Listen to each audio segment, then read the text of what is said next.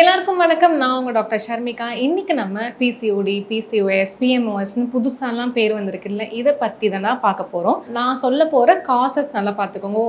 நான் இதெல்லாம் பண்ணனால தான் எனக்கு வருதா அப்படிங்கிறது நீங்கள் தெரிஞ்சுக்கணும். என்ன அப்படின்னா, மொதல் விஷயம் சின்ன வயசுலேயே வருது அப்படின்னா 45ல புதுசாக எனக்கு இது வந்திருக்கு அப்படின்னா ஸ்ட்ரெஸ் ஃபேக்டர்ஸ் ஒரு மேஜரான ஒரு இஷ்யூ. ஓவர் திங்கிங், ரொம்ப யோசிக்கிறது. கரெக்டாக இந்த 10th 11th 12th பிள்ளைங்களுக்கு, சிஏ படிக்கிறவங்களுக்கு, எம்பிபிஎஸ் படிக்கிறவங்களுக்கு, நீட் ப்ரிப்பேர் பண்ணுறவங்களுக்கு எல்லாமே இந்த பிசிஓடி கண்ணை முடிட்டு சொல்லலாம். ஒரு பொண்ணு வந்தாலே ஸ்கேன் எடுக்கிறதுக்கு முன்னாடி உனக்கு பிசிஓடி இருக்கும் அப்படிங்கிறது நம்ம ஈஸியாக சொல்லலாம். ஸோ ஸ்ட்ரெஸ் ஃபேக்டர்ஸ் ஒரு மேஜர் ரோலை ப்ளே பண்ணும். அடுத்து சோம்பேறித்தனம். என்ன சொல்கிறீங்க அப்படின்னா, ஆமாம், உட்காந்த இடத்துலையே உட்காந்துட்டு படிச்சுக்கிட்டே இருக்கிறது, காலையிலேருந்து நைட் வரைக்கும் உட்காந்துட்டு இருக்கு. சிட்டிங் டைப் ஜாப்ல நான் ரொம்ப வருஷமாகவே நான் இருக்கேன். பெருசாக ஃபிசிக்கல் ஆக்டிவிட்டி எனக்கு ஜீரோ அப்படின்னு சொன்னீங்கன்னா, ஃபஸ்ட்டு உங்களுக்கு பிரச்சனை வருது வந்துட்டு கல்லீரல்ல, விச் இஸ் லிவர். ரெண்டாவது பிரச்சனை வந்து கண்டிப்பாக யூட்ரஸில் தான் வரும். ஸோ லேசினஸ் வந்துட்டு இதுக்கு ஒரு மேஜரான இஷ்யூ. அதனால தான் நான் சொல்லுவேன், சின்ன வயசுலேருந்தே குழந்தைங்க, பிள்ளைங்க எல்லாமே வந்துட்டு, பிள்ளைங்களோ பசங்களோ எல்லாருமே வீட்டு வேலையாவது கொஞ்சம் நிறையா ஹார்ட் ஒர்க் பண்ணி பழகுங்க, குனிஞ்சு நிமிந்து வேலை செய்யுங்கன்னு சொல்லுவோம். மூணாவது ஜங்க்.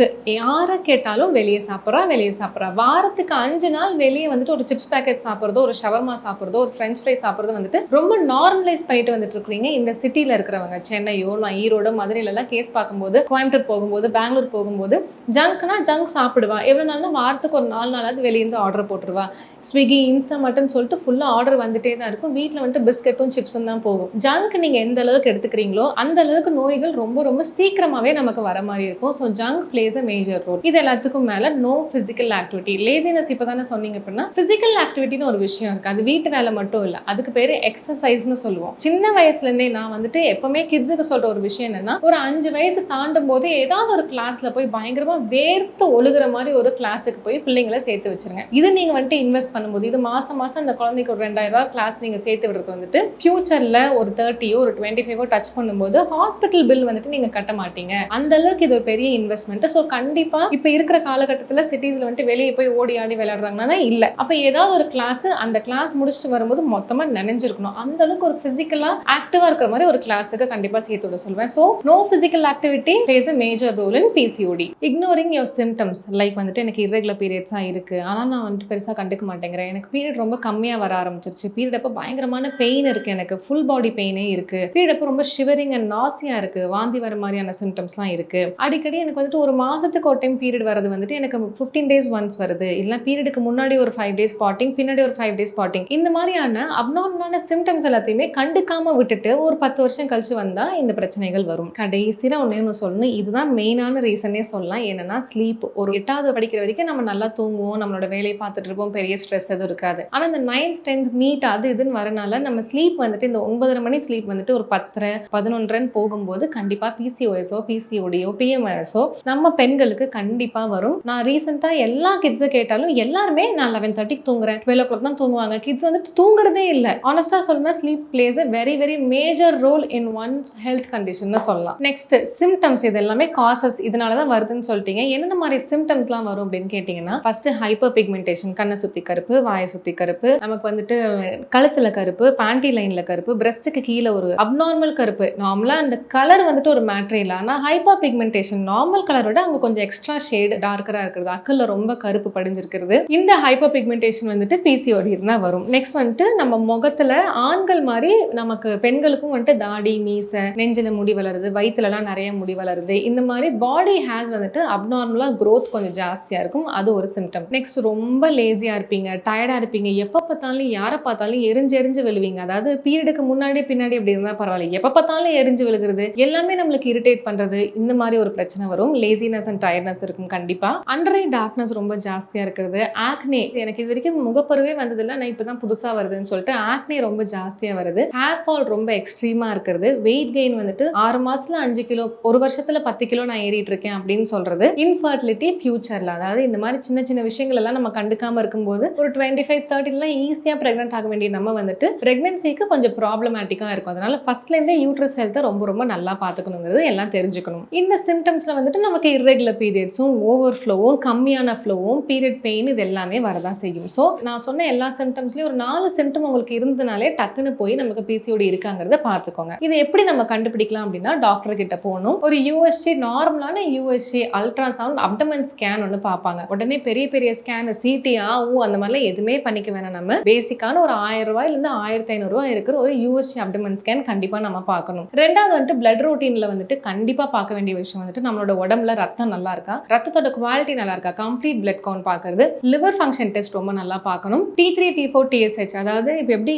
நமக்கு வந்துட்டு சுகர் வந்தா பிபி வந்துட்டு ஒரு ஃப்ரெண்டு மாதிரியோ அந்த மாதிரி பிசிஓடி இருந்ததுன்னா தைராய்டு வந்துட்டு ஒரு ஃப்ரெண்டு மாதிரி. இவங்க ரெண்டு பேரும் ரொம்ப க்ளோஸ் ஃப்ரெண்ட்ஸ், ஒன்னு இல்லாம ஒன்னு இருக்க மாட்டாங்க. ஸோ நமக்கு பிசிஓடி இருக்குன்னா தைராய்டையும் ஒரு 6 months ஒன்ஸோ இல்லை ஒரு 1 year ஒன்ஸோ செக்ல வச்சுக்கிறது ரொம்ப ரொம்ப நல்ல ஒரு விஷயம். ஸோ T3 T4 TSH பார்க்கணும், ப்ரொலாக்டின் லெவல்ஸ் பார்க்கணும், ஹார்மோன்ஸ் FSH LH இந்த மாதிரி ஹார்மோன் லெவல்ஸ் வந்துட்டு கண்டிப்பா நம்ம செக்ல எடுத்துக்கணும். ஸோ போன உடனே எதுக்கு எனக்கு பிசிஓடி வயிற்றுல பிரச்சனைன்னு சொன்னா எதுக்கு இவ்வளோ ஹார்மோன்ஸ்லாம் பார்க்குறீங்க அப்படிலாம் கேட்கவே கூடாது. சுகர் வேல்யூஸ் பார்க்கணும், கண்டிப்பா HbA1c பார்க்கணும். உங்களுக்கு வந்துட்டு பிசிஓடியும் இருக்கு வெயிட் கெயினும் இருக்குன்னு சொல்லும்போது கண்டிப்பா HbA1c நம்ம பார்த்து தான் ஆகணும். அதுக்கப்புறம் விட்டமின் டியும் விட்டமின் B12 ரொம்ப முக்கியம். ஒரு யூரின் அனாலிசிஸும் பார்த்துக்கணும், ஏதாவது இன்ஃபெக்ஷன் நமக்கு இருக்கா அப்படிங்கிறது. CRP ESRங்கிற 2 டெஸ்ட் வந்துட்டு எக்ஸப்ஷனல். அது உங்களுக்கு பாடி பெயினும் கூடயே சேர்ந்து இருக்கு, எனக்கு ஸ்கின் இஷ்யூஸ் கொஞ்சம் ஏதோ இச்சிங்லாம் வர ஆரம்பிச்சிருச்சுன்னு சொன்னா அந்த டெஸ்ட்லாம் நம்ம பார்த்துக்கலாம். ஸோ இந்த டெஸ்ட் தான் பார்க்கணும்னு அவசியம் இல்லை. நீங்க உங்களோட டாக்டர் கிட்ட போய் கன்சல்டேஷன் எடுக்கும்போது அந்த 10 minutes கன்சல்டேஷன்ல உங்களை அவங்க ஃபுல்லா படிச்சு உங்களுக்கு என்னென்ன டெஸ்ட் வேணுமோ அவங்க கொடுப்பாங்க. ஸோ ஒவ்வொரு உடம்புக்கும் வந்துட்டு ஒவ்வொரு டெஸ்ட் வந்துட்டு வேரி ஆயிட்டே இருக்கும். ஸோ இதெல்லாம் வந்துட்டு நீங்க எப்படி கண்டுபிடிக்கிறதுக்கான விஷயங்கள். சரி, கண்டுபிடிச்சா என்ன ட்ரீட்மெண்ட் ப்ரொசீஜர்ஸ்லாம் இருக்கு அப்படின்னா,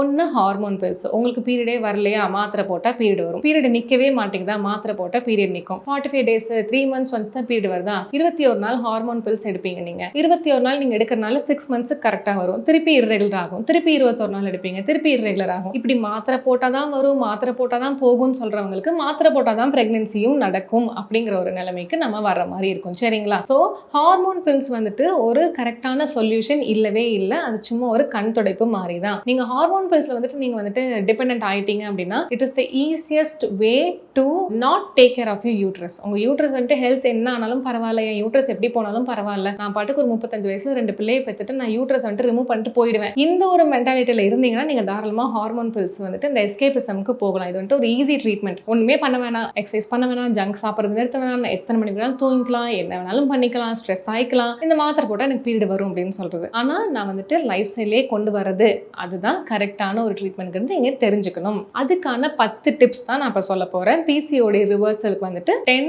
பியூட்டிஃபுல் டிப்ஸ். இந்த 10 டிப்ஸ்ல வந்துட்டு அட்லீஸ்ட் ஒரு 6 நீங்க கன்சிஸ்டன்டா ஃபாலோ பண்ணீங்கன்னா ஒரு 3-4 monthsக்குள்ள உங்களுக்கு பீரியட் ரெகுலாரிட்டி, ஸ்பாட்டிங், ஓவர்ஃப்ளோ இந்த மாதிரியான விஷயங்கள் இருந்து ஈஸியாவே வெளியே வந்துக்கலாம். முதல் விஷயம் வந்துட்டு தூக்கம். நீங்க 11:30 மணி 12 மணி தான் தூங்குவேன் நான், இந்த மாதிரி ஒரு விஷயத்த சொல்லிட்டீங்கன்னா நீங்க பிசிஓடியோட லைஃப் லாங் நம்ம இருக்கிற மாதிரி தான் இருக்கும். ஸோ ஸ்லீப் வந்துட்டு 9:45 to 10க்குள்ள 100% நீங்க தூங்க போற மாதிரி இருக்கும். நீங்க அதுக்கு முன்னாடி நீங்க என்ன வேணாலும் பண்ணுங்க, அதாவது ஃபோன் யூஸ் பண்ணாதீங்க, அது இதுன்னு நான் சொன்ன எதுவுமே கேட்க போறது இல்லை. ஸோ அட்லீஸ்ட் 9:45 to 10க்குள்ள நீங்க பெட்டுக்கு போயிட்டு 10:15க்கு கொரட்டை விட ஆரம்பிச்சிடணும். அந்த அளவுக்கு ஸ்லீப்போட குவாலிட்டி ரொம்ப நல்லா இருக்கணும். ஸ்லீப் ஒருவேளை உங்களுக்கு பிரச்சனையா இருந்தது அப்படின்னா டேக் ஹெல்ப் ஃப்ரம் டாக்டர்ஸ். ஒரு ஆயுர்வேதா, ஒரு சித்தா, ஒரு ஹோமியோபதி டாக்டர் கிட்ட போயிட்டு எனக்கு ஸ்லீப் இனிஷியேஷனுக்கு ஒரு சிரோதரா பண்ணிக்கிறேன், நான் ஒரு எக்ஸ்டர்னல் தெரப்பி எடுத்துக்கிறேன், இல்ல சின்ன சின்ன டிப்ஸ் தூக்கத்துக்குனே நான் 10 வீடியோ போட்டிருக்கேன், ஸ்லீப் ரெமெடி ஷர்மிகான்னு போட்டிங்கனாலே வரும். ஸோ அந்த மாதிரி டிப்ஸ் எல்லாம் ஃபாலோ பண்ணி எப்படியாவது ஸ்லீப்பை வந்துட்டு ரெகுலேட் பண்ணுங்க. இல்ல வரவே இல்லை, நான் ஒரு 2-3 years நான் தூங்குறதே இல்லை அப்படின்னா come take help from doctors, homeo, Ayurveda, Siddha doctors கிட்ட போங்க. ஸோ தட் அந்த ஸ்லீப்பிங்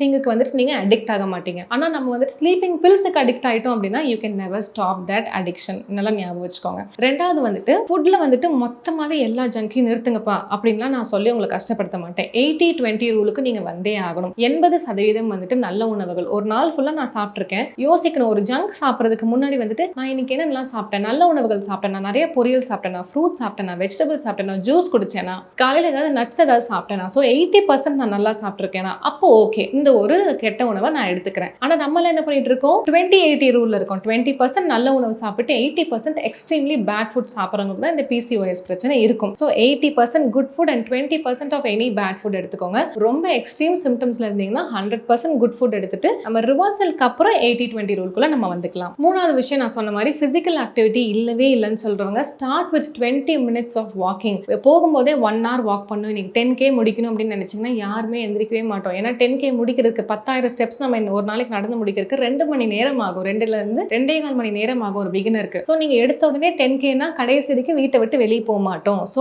20 minutes ஸ்டார்ட் பண்ணுங்க. வெளியே போவோம், ஒரு 15 நிமிஷம் நடந்துட்டு வருவோம், அது போதும். 15 minutes நீங்க ஒர்க் அவுட் பண்ணுங்க. அந்த 15 minutes வந்துட்டு நம்ம கொஞ்சம் கொஞ்சமா 20-30 எடுத்துக்கலாம். ஆனா மைண்ட்ல வந்துட்டு 15 நிமிஷம் நடப்போம். இதை மட்டும் யோசிங்க. So something is better than nothing. போகாமே இருக்கிறதுக்கு you should move your body. Physical activity is very very very important. ரொம்ப கார்டியோல போகாதீங்க. ஸ்டார்டிங்ல மட்டும் தான் நான் கார்டியோ வாக்கிங்கோ ஸ்கிப்பிங்கோ இதெல்லாம் சொல்றேன். மற்றபடி உங்களுக்கு வந்துட்டு நீங்க எக்ஸ்ட்ரா இன்னும் நல்லா ஒரு 2-3 மந்த்ஸ் வாக்கிங் எல்லாம் போயிடுங்க, ஒரு ஜாகிங்லாம் போறீங்கன்னா அதுக்கப்புறம் ஒர்க் அவுட்ஸ்ல கான்சென்ட்ரேட் பண்ணுங்க. அப்டமனுக்கு, கைக்கு, காலுக்கு, போன்ஸுக்கு, மசிலுக்கு, இந்த மாதிரி சொல்லிட்டு ஒவ்வொரு உறுப்புகளையும் கான்சென்ட்ரேட் பண்ணுங்க. இது ஃபியூச்சர்ல பார்த்துக்கலாம். ஸ்டார்ட் பண்றது வந்துட்டு ஸ்டார்ட் வித் வாக்கிங். இந்த வாக்கிங் வந்துட்டு காலையில தான் பண்ணணும், நைட்டு தான் பண்ணணும்னு எதுவுமே இல்லை.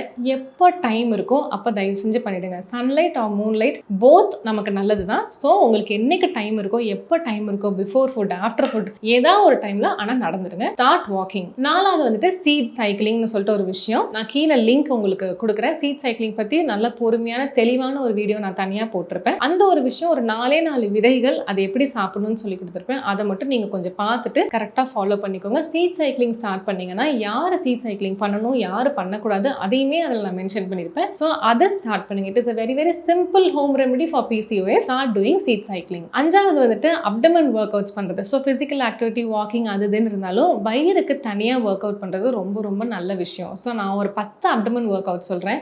இது ஒரு நாள் விட்டு ஒரு நாள் 15 மினிட்ஸ் வாக்கிங், ஒரு நாள் இந்த அப்டமன் ஒர்க் அவுட், ஒரு நாள் ரெஸ்ட், ஒரு நாள் ஸ்கிப்பிங், ஒரு நாள் ஜாகிங், ஒரு நாள் அப்டமன் ஒர்க் அவுட். ஸோ ஒரு அப்டமன் ஒர்க் அவுட் பண்ணிட்டு அடுத்த அப்டமன் ஒர்க் அவுட் இதே 10 நீங்க ரிப்பீட் பண்ணணும்னா நடுவில் ஒரு 2 நாள் கேப் விடுங்க. ஸோ ஒரு வாரத்துக்கு 2 days to 3 days நீங்கள் ஆப்ஸ் ஒர்க் அவுட் பண்ணலாம். என்னென்ன ஒர்க் அவுட்லாம் சொல்கிறேன்.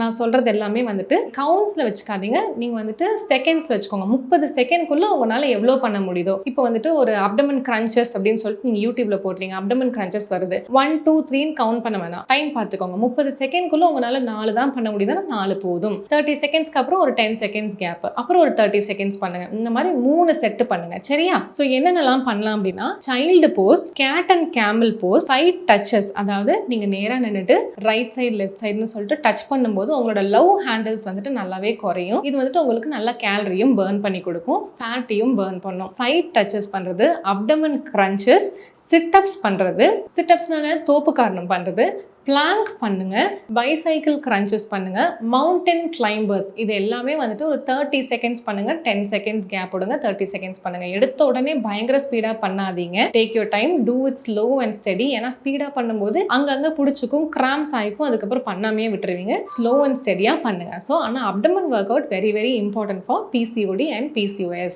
இதெல்லாம் பண்ண தெரியாது எனக்கு, இதெல்லாம் பண்றதுக்கு எனக்கு ரொம்ப கஷ்டமா இருக்கு அப்படின்னு சொன்னா சிம்பிளா சூரிய நமஸ்காரம் ஒரு நாளைக்கு ஒரு 12 செட் பண்ணுங்க. நார்மலா சூரிய நமஸ்காரம்ல 12 ஸ்டெப்ஸ் இருக்கும். அந்த 12 ஸ்டெப்ஸை வந்துட்டு 12 டைம்ஸ் ரிப்பீட் பண்ணுங்க. ஸோ சூரிய நமஸ்காரம் is a very very effective thing உங்களுக்கு இந்த யூட்ரஸ் இஷ்யூஸ்க்கு. ஆறாவது வந்துட்டு உங்களோட உணவு. இது முடிஞ்சா பண்ணுங்க, ஏன்னா இது வந்துட்டு பிளேஸ் a major role. உங்களோட உணவுல வந்துட்டு வெள்ளை அரிசியை கொஞ்சம் மாத்திட்டு மாப்பிள சம்பா, கருப்பு கவனி, மட்டை அரிசி, சாம அரிசி, இந்த மாதிரி வெள்ளை அரிசிக்கு பதிலாக வேற ஏதாவது அரிசி வந்துட்டு கொஞ்சம் ரீப்ளேஸ் பண்ணும்போது சிறு சிறு மில்லட்ஸ் என்னது, நமக்கு micro nutrients, macro nutrients, protein, fat எல்லாமே இருக்கு அதுல. ஸோ உங்களுக்கு ஒரு சத்து கொஞ்சம் எக்ஸ்ட்ராவா, சத்து குறைபாடா இருக்கு, அதனால PCOD வருது, இந்த மாதிரியான விஷயம்ஸ்லாம் கொஞ்சம் ரெடி ஆகும். ஸோ ரைஸை கொஞ்சம் மாத்திர மாதிரி ட்ரை பண்ணுங்க தயவு செஞ்சு. இது வந்துட்டு ஒரு சின்ன சேஞ்சா இருக்கும், ஆனா நம்மளோட உடம்புல அது டிஃபரன்ஸ் வந்துட்டு கரெக்டா ஒரு 45 days to 2 monthsலயே வந்துட்டு ஒரு நல்ல தெம்பா இருக்குமே அப்படிங்கிற மாதிரி ஒரு சேஞ்ச் வந்துட்டு கண்டிப்பா இந்த ரைஸ் சேஞ்ச் வந்துட்டு கொடுக்கும். ஸோ கண்டிப்பா அதை ட்ரை பண்ணி பாருங்க. அடுத்து மோஷன் பிரச்சனை. 2 days ஒன்ஸ் தான் மோஷன் போறேன், 3 days ஒன்ஸ் தான் மோஷன் போறேன், வாரத்துக்கு 2 டைம் தான் போறேன், டெய்லி போறேன், ஆனா கொஞ்சம் கஷ்டப்பட்டு முக்கி தான் போறேன், மோஷன் பிரச்சனை இருந்ததுனாலும் கண்டிப்பா உங்களுக்கு ஹார்மோன் கரெக்டா ஒர்க்கே ஆகாது. இங்க போக வேண்டிய ஹார்மோன் வந்துட்டு மற்ற உறுப்புகளுக்கு போயிட்டு நம்மளுக்கு எல்லா பிரச்சனையும் கொடுக்கும். ஸோ மோஷன் பிரச்சனை இருக்கு அப்படின்னா டெய்லி போறேன், கஷ்டப்பட்டு போறேன் அப்படின்னு சொல்றவங்களுக்கு திரிஃபிலா சூரணம் நீங்க வாங்கிக்கலாம். டெய்லி ஈவினிங் இல்லைன்னா நைட் ஒரு தூங்க போறதுக்கு முன்னாடி 1/4 டம்ளர் தண்ணியில ஒரு ஃபுல் டீஸ்பூன்ல இருந்து ஆரம்பிங்க. டெய்லி போறேன், கஷ்டப்பட்டு போறேன்னு சொல்றவங்களுக்கு திரிஃபிலா சூரணம். 2 to 3 days ஒன்ஸ் தான் போறேன்னு சொல்றவங்களுக்கு வந்துட்டு இது ஒரு 15 வயசு இல்லைன்னா 12 வயசு மேல இருக்கிறவங்க ஃபாலோ பண்ணிக்கலாம். 2 to 3 days போறவங்கன்னு சொல்றவங்க வந்துட்டு கடுக்காய் மட்டும் தனியா எடுங்க. இதே மாதிரி ஈவினிங் 6 மணிக்கு ஒரு ஃபுல் டீஸ்பூன் 1/4 டம்ளர் தண்ணியில மிக்ஸ் பண்ணி எடுக்கலாம். அப்படி இல்லைன்னா தேன்ல மிக்ஸ் பண்ணி எடுக்கலாம். ஏன்னா பயங்கரமான மோசமான டேஸ்ட்ல இருக்கும் கடுக்காய். ஸோ 1/4 டம்ளர் தண்ணி இல்லைன்னா கொஞ்சோண்டு தேன்ல ஒரு ஃபுல் டீஸ்பூன் கடுக்காய் வந்துட்டு மிக்ஸ் பண்ணிட்டு ஈவினிங் 6 o'clock இல்லைன்னா நைட் தூங்குறதுக்கு முன்னாடி நீங்க எடுத்துட்டு தூங்குனீங்கன்னா உங்களுக்கு ரெகுலராகவே மோஷன் நல்லா போக ஆரம்பிச்சிடும். அந்த மாதிரி 2-3 days ஒன்ஸ் தான் போகிறது, அதெல்லாமே ரெடி ஆகிற மாதிரி இருக்கும். இல்லை எனக்கு வந்துட்டு கடுக்காயோ திருப்பிலாவோ சாப்பிட்றதுக்குலாம் கொஞ்சம் கஷ்டமா இருக்கு, எனக்கு அது பழக்கமே இல்லைன்னு சொல்லுவாங்க, ஆகும். நான் ரெகுலர் பேசிஸ் கொஞ்சம் வார்ம் வாட்டர் குடிக்க ஆரம்பிங்க, கொஞ்சம் ரெடி ஆகும். அப்படி இல்லைன்னா வார்ம் வாட்டரில் ஒரு 1/2 டீஸ்பூன் கேஸ்டர் ஆயில், விளக்கெண்ணெய்ன்னு சொல்லுவாங்கல்ல, வார்ம் வாட்டர் காலையில் எந்திரிச்ச உடனே வார்ம் வாட்டரில் ஒரு 1/2 டீஸ்பூன் கேஸ்டர் ஆயில் போட்டு மிக்ஸ் பண்ணிட்டு குடிச்சிட்டிங்கன்னா கொஞ்சம் கொஞ்சமாக வயிறு கலக்கி உங்களுக்கு மோஷன் போகும்.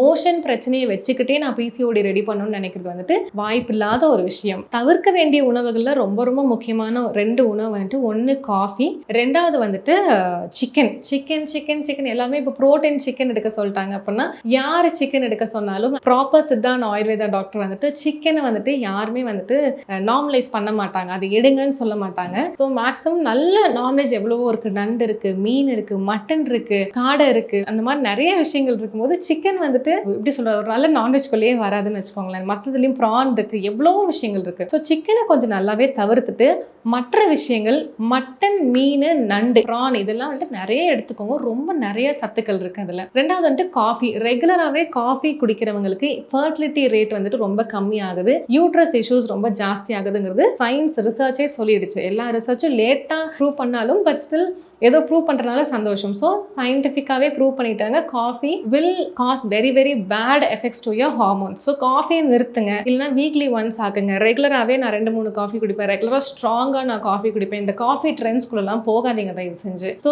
Limit your coffee intake. பிசிஓடிலாம் இருந்துச்சுன்னா stop your coffee intake. Last but never the least, இது எல்லாமே வரதுக்கு முன்னாடி இது எந்த பிரச்சனையும் எனக்கு வரக்கூடாதுன்னு நினைக்கிறவங்க வந்துட்டு வயசுக்கு வந்த உடனே ஒரு 45 நாள் வந்துட்டு உளுந்தங்கல்லி, நல்லெண்ணெய், கருப்பட்டி இதெல்லாம் போட்டு 48 நாளும் பிரேக்ஃபாஸ்ட்டுக்கு நீங்கள் உளுந்தங்களி கொடுத்துட்டு 48 நாளும் நாட்டுக்கோழி முட்டை 2 ஃபுல் முட்டை. நீங்கள் பச்சை முட்டை தான் குடிக்கணும்னு இல்லவே இல்லை, நீங்கள் சமைச்சே நீங்கள் சாப்பிட்டுக்கலாம். நாட்டுக்கோழி முட்டை 2 48 நாளுமே கொடுக்கணும், வயசுக்கு வந்து 48 நாள். இது 2 கொடுத்துட்டு கண்டிப்பாக ராகி நீங்கள் வந்துட்டு மதிய உணவில் சேர்த்துக்கிற மாதிரி இருக்கும். ராகி, கம்பு இது 2மே மதிய உணவு குழந்தைங்களுக்கு கொடுத்துட்டு, ஃப்ரூட்ஸ்ன்னு கொடுக்கும்போது ஒரு வாழைப்பழம் இல்லைன்னா மாதுளம்பழம், கொய்யாப்பழம், இந்த 3 பழங்களும் வந்துட்டு நீங்கள் பிள்ளைங்களுக்கு வந்துட்டு வயசுக்கு வந்து ஒரு 48 நாள் கொடுத்துட்டீங்க அப்படின்னா இந்த மாதிரி பெரிய பெரிய இஷ்யூஸ்லாம் ஃபியூச்சரில் நம்ம தவிர்த்துக்கலாம். சாப்பிட்றாங்களோ சாப்பிட்லையோ இதோட நல்லதை வந்துட்டு அவங்களுக்கு சொல்லி புரிய வச்சு இந்த மாதிரி இருந்தால் தான் முதுகெலும்பு கரெக்டாக இருக்கும், எலும்புகள் சீராகும், யூட்ரஸ் ரொம்ப நல்லா இருக்கும், மசில் நல்லா இருக்கும், பெல்விக் ஃப்ளோர் நல்லா இருக்கும்னு சொல்லிட்டு அவங்களுக்கு புரிய வச்சு நீங்கள் வந்துட்டு இந்த ஒரு பழக்கத்தை வந்துட்டு ஒரு 48 டேஸ் நல்லா பண்ணிட்டீங்கன்னா ஒரு வருஷத்துக்கு ஒரு 48 டேஸ் தாராளமாக இதை நீங்கள் வந்துட்டு பிளான் பண்ணி குழந்தைங்களுக்கோ பெண்களுக்கு, நம்ம வீட்டு பெண்கள் வந்துட்டு எல்லாருமே இந்த ஒரு விஷயத்தை வந்து சாப்பிடலாம். உளுந்தங்கல்லி, நல்லெண்ணெய், கருப்பட்டி போட்டு அது பிரேக்ஃபாஸ்டாகவும், ராகி, கம்பு வந்துட்டு மதிய உணவுக்கு பொரியலோட ஏதோ ஒன்று, ராகி களி, ராகி சேமியா, வாட் எவர் இட் இஸ், அதுவும் எடுத்துக்கலாம். ஃப்ரூட்ஸில் வந்துட்டு மாதுளம்பழம், கொய்யாப்பழம், பனானா இது 3மே வந்துட்டு on a ரெகுலர் பேசிஸ் எடுக்கிற மாதிரி பார்த்துக்கணும். டெய்லியுமே 2 முட்டை, அதுவும் நாட்டுக்கோழி முட்டையாக இருக்கிறது ரொம்ப ரொம்ப நல்லது. ஸோ இந்த மாதிரி சின்ன சின்ன டிப்ஸ் எல்லாம் உங்களுக்கு ரொம்ப ஹெல்ப்ஃபுல்லாக இருக்கும்னு நினைக்கிறேன். நீங்கள் இதெல்லாம் ஃபாலோ பண்ணி கொஞ்சம் கொஞ்சமாக தேவையில்லாமல் சர்ஜரி அதுன்னு போகாமல் டிப்ஸ்லேயே ரெடி பண்ணி ஒரு பிசிஓஎஸ் வந்துட்டு ரிவர்ஸ் பண்ணுங்கள். ஸோ நெக்ஸ்ட் டைம் ஒரு அழகான டாப்பிக்கோட சிம்பிள் ரெமெடிஸோட நான் உங்களை திருப்பி பார்க்குறேன். Until then, it's bye from Dr. Sharmika.